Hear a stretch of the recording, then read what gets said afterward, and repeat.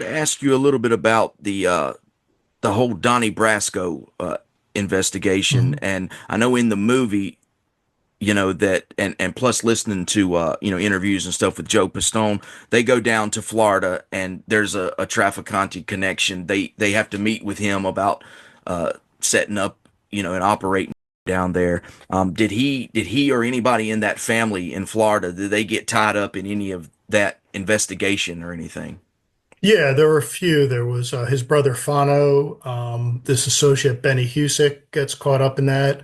There's a couple other guys that are involved, but they don't really get indicted. His driver, who allegedly becomes boss later on, Vincent Lascalzo, is named in that case.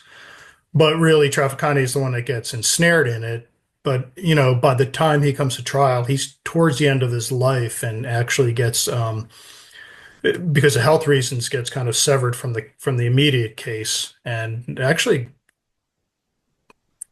I don't want to speak out of turn, but I think he passed before that was like adjudicated on his end. There were two simultaneous cases. I can't remember one of the two. But anyway, long story short is he was swept up in the Donnie Brasco thing, but he definitely didn't meet the same fate as some of the other players. Right. Now, how about Meyer Lansky? I know after Fidel Castro kicked all the mobsters out of the casinos, Lansky comes back to Florida. I think Miami. Was there any type of working relationship with Trafficante and Meyer Lansky? So supposedly there was some bad blood between them in Cuba. And I don't know if it was so much bad blood as maybe competitive, nature, because Lansky had the Riviera, he had some other hotels, Trafficani had this. But they are observed a few times meeting in Miami, but I don't think they weren't really especially close. There was some overlap, and some of their guys would overlap together. But the Trafficani hung out. He was definitely hung out a lot more with guys like Angelo Bruno, the boss of Philly, who was down there in Miami. But Miami in the 1960s, Trafficani actually moves down there. That's when it really starts becoming like a mecca for mobsters from around the country. And I think at one time, almost every single family had guys that either lived in Miami full time or snowbirds would come down for the winter.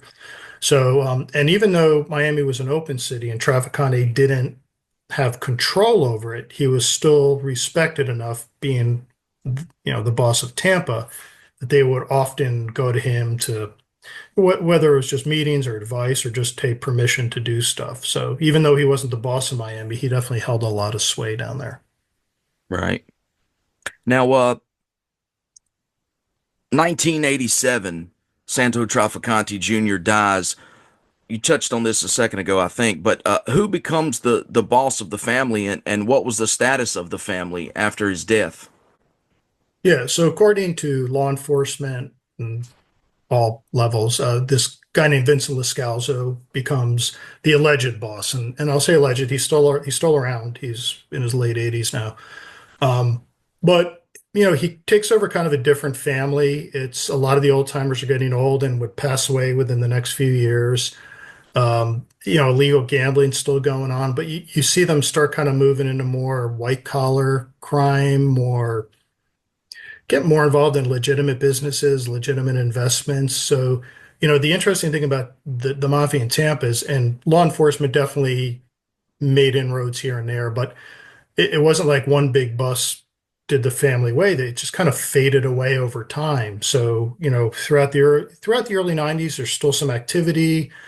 But the last real like spurt of activity you see is actually in the Miami area in 2000. But by then, almost all of Santo Jr.'s contemporaries have passed away, and the family is definitely much smaller in stature at that point.